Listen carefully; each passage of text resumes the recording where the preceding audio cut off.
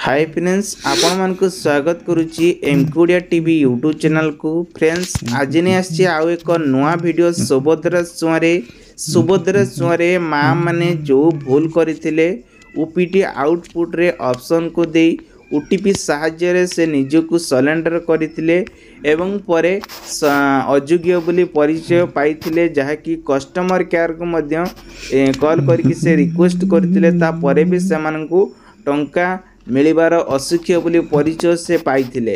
वर्तमान बहुत सारा व्यूज एवं जो माने जानिछंती किछि एजुकेशन अछंती से माने डायरेक्टली कस्टमर केयर को बारंबार कॉल करिबारु तेणु करिकि सुभद्रा सुआरे जो माने अछंती हेडक्वार्टर जो माने बसचंती से माने एबे स्थिर करिसंती जो माने अयोग्य अछंती तो सेमानकु केमिति आमे शामिल करिबा अथवा जो माने ओपीटी आउटपुट ऑप्शन जो क्लिक करथिले सेमानकु आमे केमिति सरेंडर करिबा सेति पुनर्बार 8000 अधिक आवेदन करिकि शामिल करिसंती एवं शामिल करिबा परे सेमाने पुणी एबे टंका केमिति पाइबे केभे पाइबे तांको लिस्ट केभे आसीबो सब किछि इन्फॉर्मेशन आज ये वीडियो माध्यम रे आपण मान को कहबी सेति पई आम चैनल को नवा करी आस्तिले चैनल टी सब्सक्राइब कर रखंतु पाखरास्त बेल आइकन सब प्रेस करंतु कारण आगु को जो नुआ अपडेट टी आसीबो आपण माने देखि परिबे।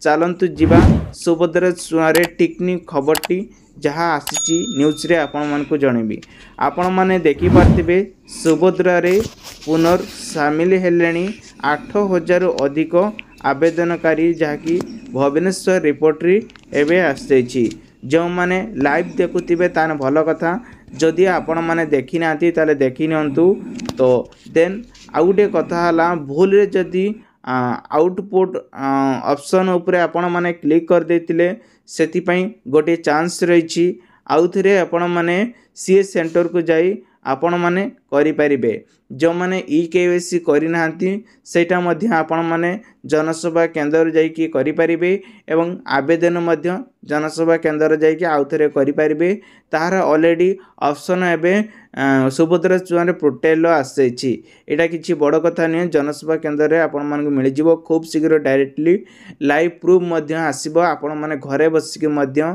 आवेदन करिबार ता प्रोसेस देखिबे एवं जनसेवा केंद्र को जाइए आपण माने मध्य सिटी कागज पत्र डॉक्यूमेंट देके आवेदन करि परिबे। आपण मान को पुनर्बार कहि रखुची जदि आपण माने अप्लाई करूचंती आपणकर आधार कार्ड राशन कार्ड देन आपणकर फोटो आपणकर मोबाइल नंबर लिंक हेतिबा दरकार आधार कार्ड रे ताहले एथिरे आवेदन करिबा सहित बैंक अकाउंट मध्य दरकार होइथे जा फलर कि आपण मानकु फोन योग्यर परिचय आसीबो आपण मानकु टंका मिलिबो कथा रे हला ए टंका केबे मिलिबो आसंतु जानिबा। देखंतु चतुर्थ पर्याय रे जो माने प्रथम किस्ती अर्थ राशि प्रदान करा जिवो हेले एबे भी पाखापाखि 2 लाख रो ऊर्ध्व आवेदनकारी ईकेवाईसी करि नाहंती अथवा ओपीटी माध्यम रे ईकेवाईसी करिसंती योग्य व्यतीत हेले मध्य से माने अर्थ राशि पाई परिबे बोली असुविधा हेबो तेणु करी तुरंत सेमानंकर निकटतम जनसेवा केंद्र को जाइकी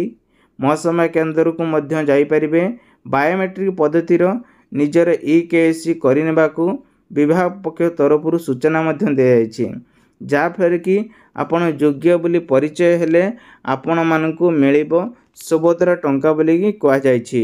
सुभद्रा सुआरे जो माने सब अपेक्षा करिसंती प्रथमे ओपीटी आउटपुट जितेबाला आपण माने आवेदन करिदिबे सेमानकर गोटे नुआ लिस्ट आसीबो नुआ लिस्ट आसला परे फोनी चतुर्थ पर्याय टंका मिलिबो तेबे चतुर्थ पर्याय टंका मिलिबो सेति पई किछि नुआ अपडेट आसी देखंतु मकर संक्रांति रे मिलिबो चतुर्थ पर्याय रे टंका योग्य हितकारी को उपहार देय बोली कि उप मुख्यमंत्री प्रभाती परिडा सूचना दैछंती एवं 3टी पर्याय रे योग्य महिला अकाउंट को प्रथम किस्त रे टंका पहुँचियो बोली कि से कहिसंती तेणु चतुर्थ पर्याय को अपेक्षा करिथिबा हितकारी को अनेक प्रकार एबे तांको समस्या देखिया पई पड़ितिला किंतु चतुर्थ पर्यायर डिसेंबर 25 रे देबाकू जाउतिबा एहाकू स्थगित करा जायतिला तेबे एने पुणी मकर संक्रांति पर ठारू सब हितकारी को टंका मिले बोली कहिसंती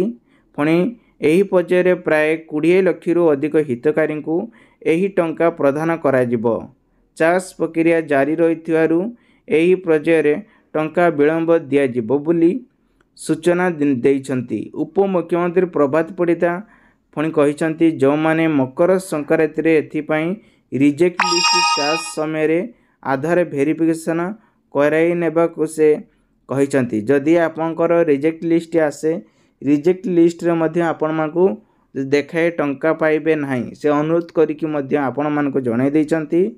ତେବେ ଯଦି ବାୟୋମେଟ୍ରିକ୍ EKYC ଶେଷ ବୋଲିକି ଦେଖାଉଛି, ତେବେ ହିତକାରୀଙ୍କୁ ଅଚିନ୍ତା ରୁହନ୍ତୁ। OTP ଜରିଆରେ EKYC କରିଥିଲେ ମଧ୍ୟ ବାୟୋମେଟ୍ରିକ୍ କରନ୍ତୁ। EKYC ଅପଡେଟ୍ ନଥିବାରୁ 5,11,000 ଆବେଦନ ପଡ଼ି ରହିଥିବା ବେଳେ ପ୍ରକାଶ କରାଯାଇଛି। ବର୍ତ୍ତମାନ ଗାଁ ଗାଁରେ ସୁଭଦ୍ରାରେ ହେଲ୍ପଡେସ୍କରେ ଅଙ୍ଗନବାଡ଼ି କର୍ମୀ ଏବଂ ବ୍ଲକ କମିଟି ଫିଲ୍ଡ ଭେରିଫିକେସନ୍ କରୁଛନ୍ତି। ଏଥିରେ ସମସ୍ତଙ୍କ ସହଯୋଗ କରିବା ଉପମୁଖ୍ୟମନ୍ତ୍ରୀ ପରାମର୍ଶ ମଧ୍ୟ ଦେଇଛନ୍ତି ଏବଂ ମଣ୍ଡିରେ 5 ଏକର